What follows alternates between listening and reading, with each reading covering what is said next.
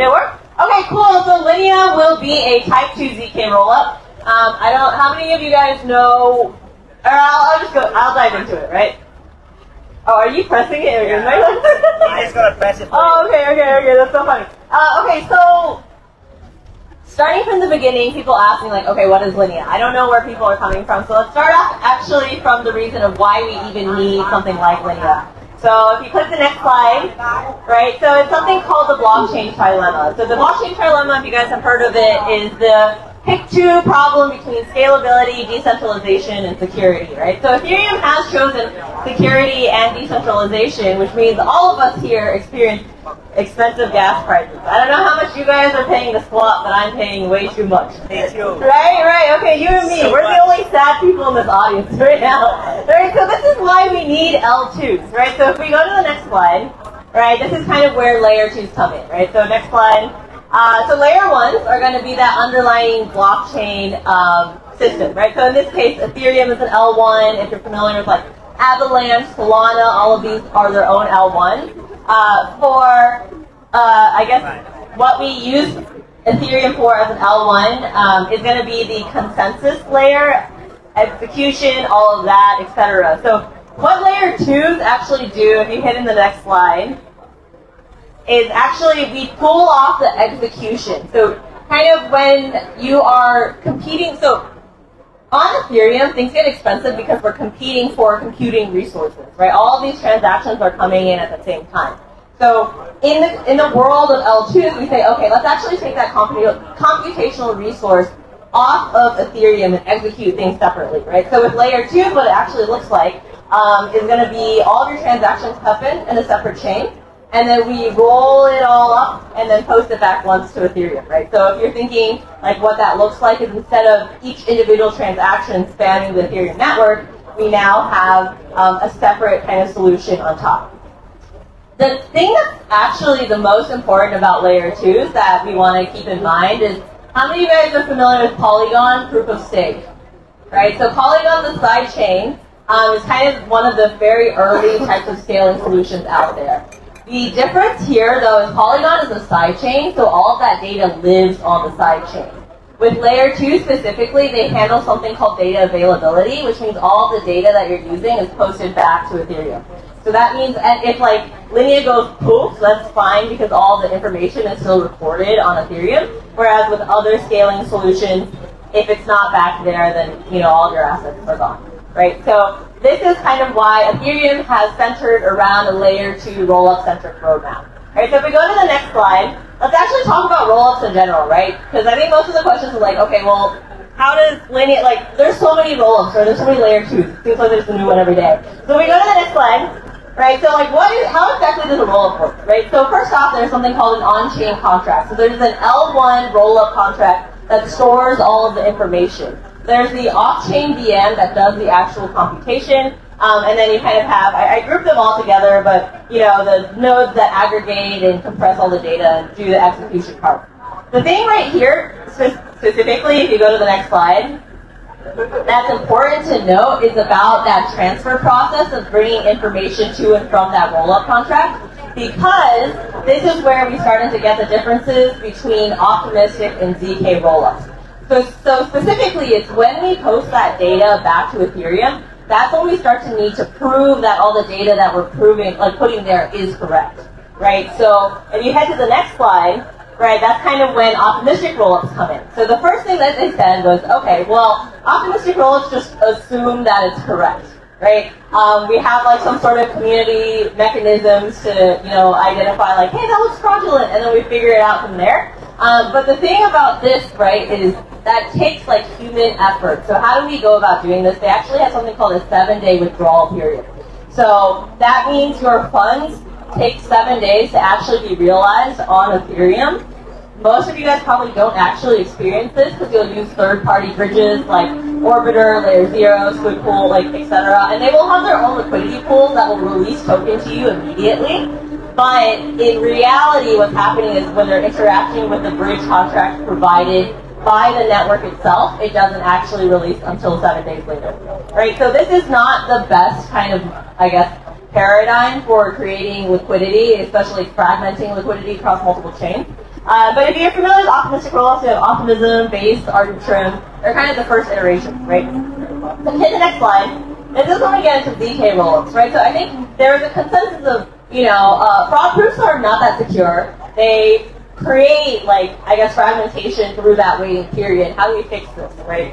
So what we've kind of come around is something called validity proofs. So humans are fallible. Forget them. They do things wrong. Let's actually use math. Math is much more reliable.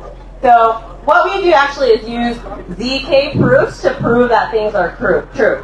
One thing I also always call out, because I get this question a lot when people ask me about Linea, we are not a privacy solution. So ZK proofs have privacy, kind of aspects in the sense that you don't have to reveal all the data in order to prove something is correct. Which means for the scaling portion, this is actually really good because because basically, why do L2s get expensive? And L2s get expensive because we, at the end of the day, do have to interact with Ethereum. We have to post that data back. So the more data we post, the more expensive it gets, right? So with ZK proofs, that is the smallest type of proof that we can post back onto the L1, and that's why we use ZK proofs. All that information is still public though, right? Because you have your separate layer 2 chain with all those transactions going through. But the nice thing again about ZK proofs and using math then is we don't have this challenge period, so we don't have the 7 days. So examples include Linea. If you guys are familiar with ZK Sync, Scroll, StartNet, etc. These are ZK rollups, right? So they came later because they're much harder to implement. All right, so we go to the next slide. The next question is okay, Emily, well, there are all these ZK rollups. How does Linea differentiate itself from all of them, right? So if we go to the next slide again, the first part is yes, this is actually really hard to do. If you think about it kind of at a high level, we have to translate code into something like mathematical equation can understand. I'm not going to explain how to do it because I don't know how to do it personally, but it's actually very difficult, right? So what this has produced, if you go to the next slide, is 4 different types of execution, EVMs, right? Of how each of these rollups have decided to implement how we're doing this. So at the highest level, we have type 4s. So this is high-level language equivalent. So I can write in Solidity, but the bytecode is actually different. So that means if you are a developer on ZK Sync or StarkNet, the EVM is changed such that your existing tools also have to change. You'll have to download plugins. Not all the code will work exactly as you expect because it is slightly different, right? If you go kind of down the next, I guess you could say milestone would be type 2, so that's fully EVM equivalent. That is, I can write in Solidity, but then the bytecode is exactly the same. So what that means for you as a developer is if you're an Ethereum developer, building on Linea, same experience. So oftentimes, if any of you guys want to be multi-chain developers, it is very common to just basically deploy across all the EVM compatible chains because it's always the same, right? So I think that's a really good thing about it is there's no vendor lock-in. Whereas I don't know how many of you guys interact with StarkNet. I used it for the very first time 2 days ago, and I was I can't. My funds are locked. They're never leaving. Next time I invite StarkNet here. Yeah.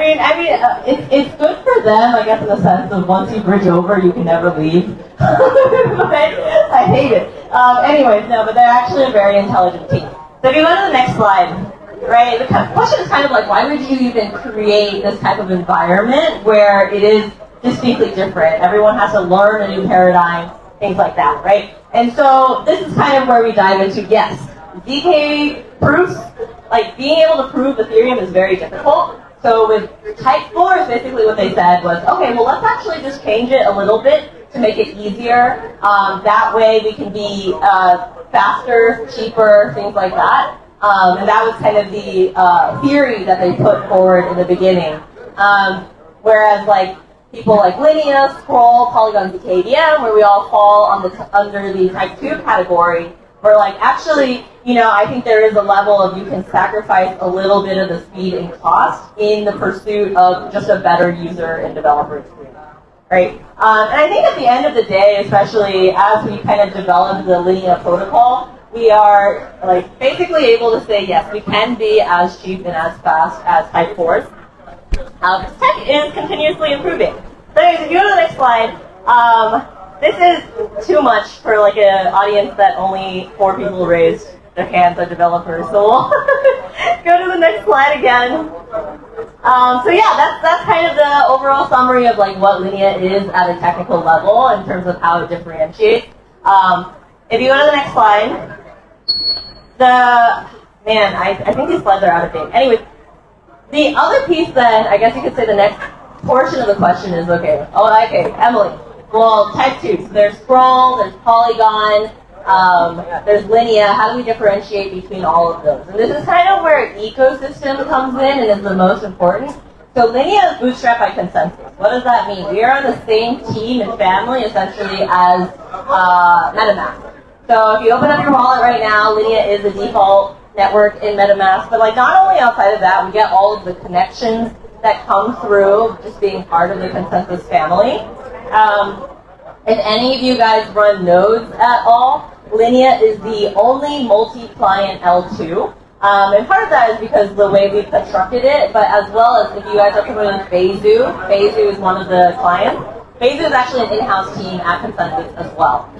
So what this is really cool, at least from a technical side as well, is if there's something wrong going with the client, we have an in-house team who has the expertise and can immediately respond to it. Whereas if they were using something like Geth and Geth was like acting up, you can't get direct access through like the Scroll team, for example. So I think with regards to like security and uptime and things like that, there's a lot of really good benefits from that ecosystem perspective. But yeah, I mean, to be honest, like a lot of our early builders came on because they were attracted by the MetaMask name. And kind of since then, it's grown to a much larger ecosystem that has been able to self-fund itself. So what's next? Can you go to the next slide? Oh yeah, I talked about all of this. Can we go to the next slide? Yeah, okay. So anyways, that's my brief intro to Linea. I glossed over a lot of things. Sorry, I came from like dinner.